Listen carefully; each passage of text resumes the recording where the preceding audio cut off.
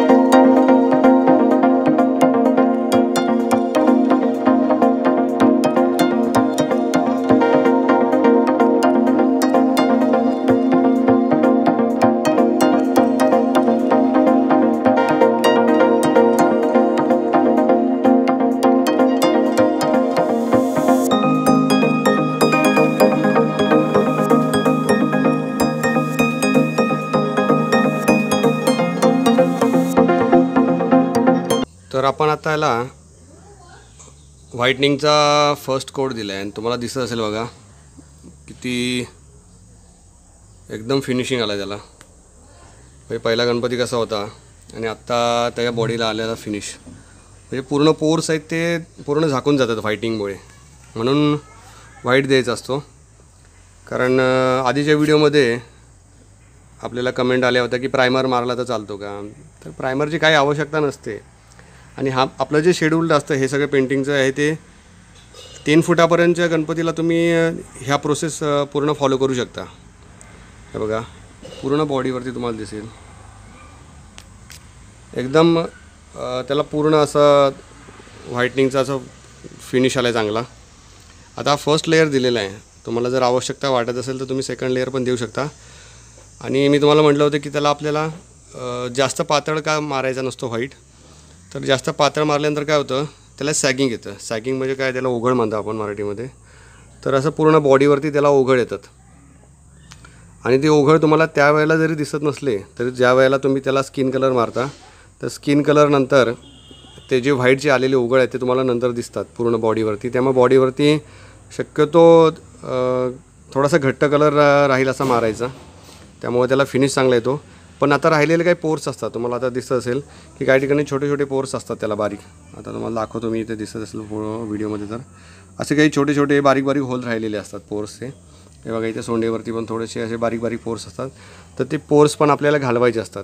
बरं ते पोर्स कशाने घालवायचे आहेत तर ते प्लॅस्टरने नाही घालवायचे आहेत. तर त्यासाठी काय मटेरियल वापरायचं आहे तुम्हाला मी काही पुढच्या व्हिडिओमध्ये तेही माहिती सांगेन की हे पोर्स घालवण्यासाठी काय करायचं. प्लॅस्टर लावायचं नसतं, कारण प्लॅस्टरनंतर परत ती जो प्लेन सरफेस झालेला असतो तो परत रफ होण्याचा चान्स असतो. त्यामुळे त्या ठिकाणी प्लॅस्टर नाही लावायचं. त्यासाठी काय मटेरियल यूज करायचं आहे तुम्हाला मी पुढच्या व्हिडिओमध्ये अवश्य सांगेन. पण आता हा फर्स्ट लेअर दिला आहे, अजून एक थोडासा लेअर देऊया, परत तुम्हाला मी दाखवतो गणपती कसा दिसेल तो.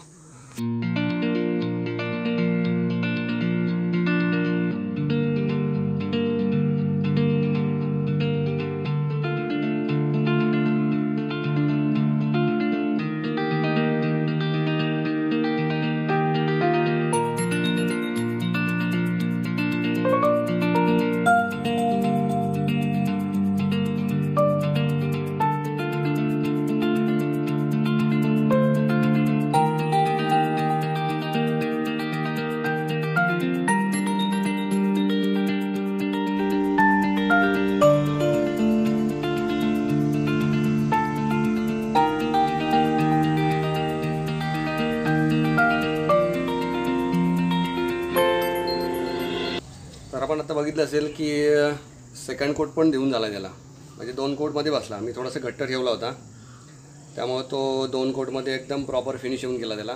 आता छोटे छोटे जे काही पोर्स असतील ते पोर्ससाठी काय वापरायचं आहे ते कसे घालवायचे आहेत, कारण हे फक्त मोठ्या मूर्तींसाठी तुम्ही पोर्ससाठी मटेरियल वापरू शकता. छोट्या मूर्त्यांना थोडंसं राहिले तरी काही प्रॉब्लेम नाही आहे, पण मोठ्या मूर्तींना पोर्स हे दिसतात लगेच, त्यासाठी त्याला मटेरियल वापरायचं असतं. ते तुम्हाला दाखवेन मी पुढच्या व्हिडिओमध्ये.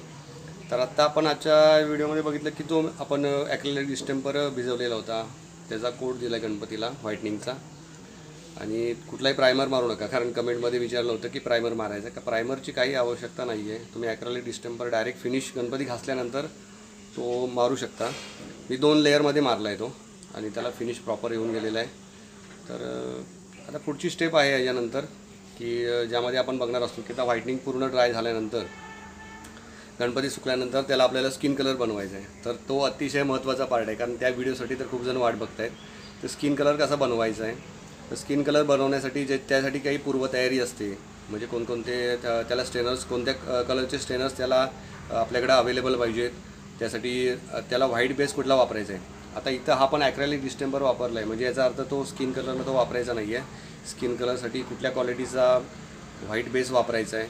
बेस्ट क्वालिटी तुम्हाला मी काय असतं ते ब्रँड मी सांगेन नंतर तुम्हाला कुठल्या ब्रँडचं वापरायचं आहे. तर तोही आपल्याला पुढच्या व्हिडिओमध्ये कळेल.